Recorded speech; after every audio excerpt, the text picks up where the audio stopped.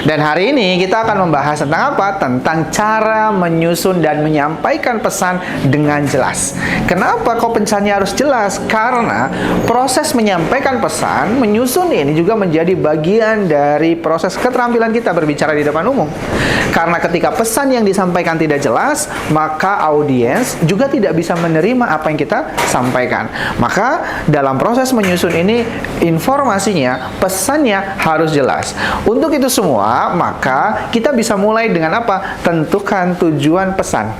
Saat kita ingin menyampaikan informasi, saat kita berbicara di depan umum, pastikan apakah kita ingin memberikan informasi atau meminta dukungan ataupun yang lainnya. Maka itu harus jelas tujuan pesan yang ingin kita sampaikan itu untuk apa. Banyak orang menyampaikan pesan tidak sampai pesannya karena apa? Karena tidak menentukan tujuan pesannya itu apa.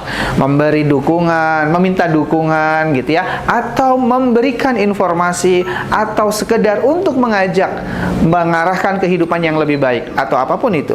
Maka tentukan yang pertama kali apa? Tentukan tujuan pesannya. Yang kedua, ketika sudah menentukan tujuan pesan, yang kedua kita juga harus mengenali audiensnya.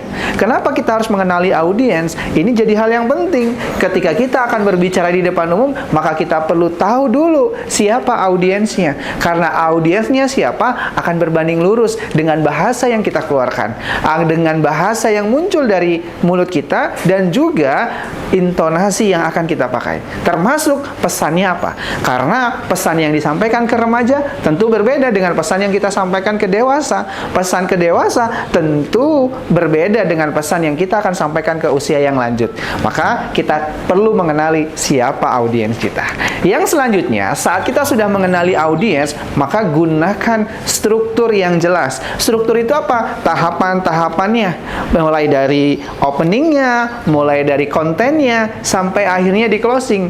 Kenapa kok bisa begitu? Iya, karena ketika strukturnya tidak jelas, maka pesan yang akan kita sampaikan pun tidak masuk, tidak diterima oleh audiens kita.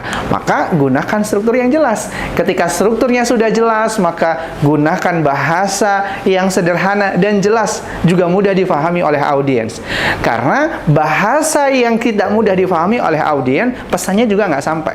Itulah kenapa kita perlu tahu audiensnya siapa, karena akan berbanding lurus dengan bahasa yang akan kita gunakan ketika kita menyampaikan pesan itu. Hingga kemudian selanjutnya adalah apa? Ketika ada poin-poin tertentu, kita semua juga bisa memberikan ilustrasi sederhana, memberikan contoh sederhana ke audiens. Kenapa? Biar jauh lebih tergambar ke audiens. Contoh, untuk menggunakan bahasa yang sederhana yang bisa kita pakai setiap hari atau saat kita berkomunikasi dengan orang. Di bahasan sebelumnya kita sudah membahas bahwa sebenarnya struktur berbicara di depan umum itu terdiri dari pembukaan, isi, dan penutup. Pembukaan yang biasa dipakai gitu ya. Misal saat kita jadi MC, Bismillahirrahmanirrahim, Assalamualaikum warahmatullahi wabarakatuh. Setelah itu kita mukodimah. Setelah mukodimah kita ada salam penghormatan. Ketika salam penghormatan, kita kemudian masuk ke susunan acara dan seterusnya. Itulah cara sederhana yang kemudian bisa dilakukan. Untuk siapa? Untuk kita sebagai seorang pembicara atau kita seorang MC saat kita membawakan acara. Yang selanjutnya, ketika sudah memberikan ilustrasi yang singkat, maka gunakan komunikasi nonverbal. Berbicara komunikasi nonverbal itu berbicara apa? Berbicara bahasa tubuh kita, berbicara kita senyum atau tidak, berbicara bagaimana ekspresi wajah kita ketika yang kita sampaikan itu membutuhkan energi yang semangat, ekspresi yang semangat, maka tunjukkan kita itu lagi semangat. Ketika yang kita sampaikan itu membutuhkan ekspresi yang ceria, maka kita tunjukkan ekspresi yang ceria. Karena itu adalah bagian dari komunikasi nonverbal. Artinya adalah bahasa tubuh dan yang lainnya yang tidak keluar dari mulut kita, dan itu berdampak sangat luar biasa saat kita berbicara di depan umum. Nah, ya lu apa yang selanjutnya? Yang selanjutnya adalah yang terakhir. Ketika semua proses sudah dilakukan, maka yang terakhir kita minta umpan balik dari peserta. Kita minta umpan balik dari orang-orang yang ada di sekitar kita. Contoh, saat kita menjadi seorang pembicara, saat kita menyampaikan materi, saat kita menyampaikan pesan, nasihat, informasi atau apapun itu yang sifatnya ada di dalam kelas gitu ya. Kita juga bisa minta feedback atau umpan balik. Umpan balik yang sederhana yang bisa kita lakukan. Balik lagi, umpan balik itu kan kita ingin tahu sejauh mana audiens menerima pesan yang kita sampaikan. Contoh yang biasa saya gunakan ketika saya menyampaikan materi, biasanya saya bilang begini dan saya tanya begini ke audiens. Oke, teman-teman semua, sebelum ini selesai, sebelum ini saya tutup, saya ingin minta umpan balik dari teman-teman semua. Atau teman-teman ada yang bertanya, ketika teman-teman audiensnya tidak ada yang bertanya, maka saya akan tanya balik. Apa yang saya tanya? Kira-kira hal menarik apa yang hari ini teman-teman dapatkan. Nah, dari kata tersebut gitu ya, tertujunya adalah hal yang menarik, hingga kemudian audiens akan menyampaikan hal menarik apa yang didapatkan.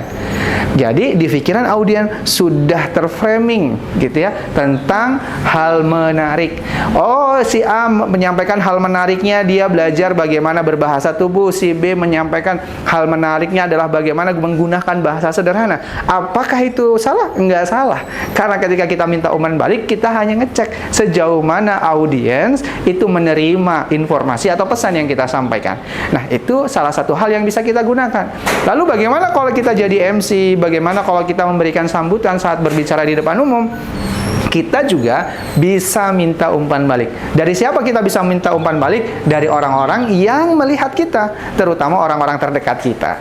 Misal saat kita akan jadi MC atau saat kita akan memberikan sambutan, kita kasih tahu ke teman kita, bantu dong nanti tolong lihat saya gitu ya, kira-kira kurangnya apa, kira-kira saya grogi atau enggak gitu ya. Nah, setelah selesai itu kita minta umpan balik.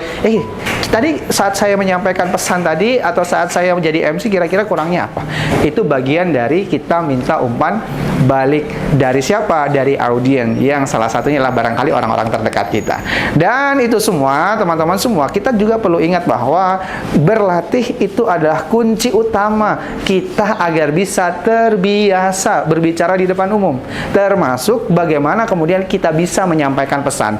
So, teman-teman semua, mudah-mudahan ini bermanfaat. Silahkan mulai berlatih dari tahapan-tahapan yang saya berikan, dan mudah-mudahan juga ini jadi bagian proses teman-teman semua untuk meningkatkan skill berbicara di depan umum.